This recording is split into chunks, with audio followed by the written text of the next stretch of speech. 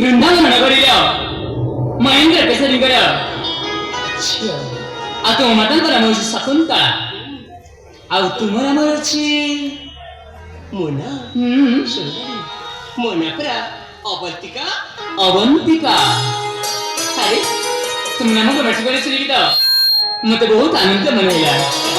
हां अरे बाबा अरुणा जानी पारु न बोधे ए होचंती राजा बहुत राज्य कन्या।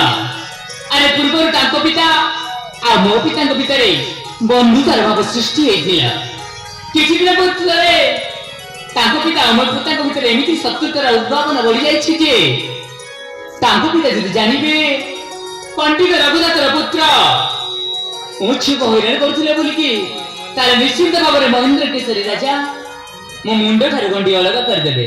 नहीं नहीं या शीघ्र विदाय करने को पड़ो शीघ्र विदाय देवा पड़ो।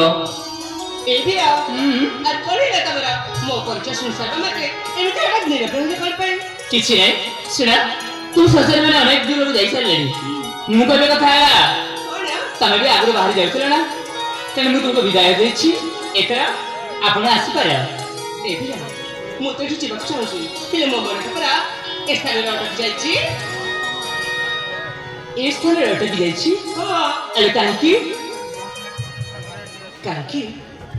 जाइए मैंने तुम किसी बुझीपार तुम फल चरित्र खाई बोली तुम मो परिचय मत मागिल। हाँ तो मुझे मो परिचय तुमको दे सारी तेणुकर मन चाहूँ तुम ठिकाना मत कह मो ठिकाना।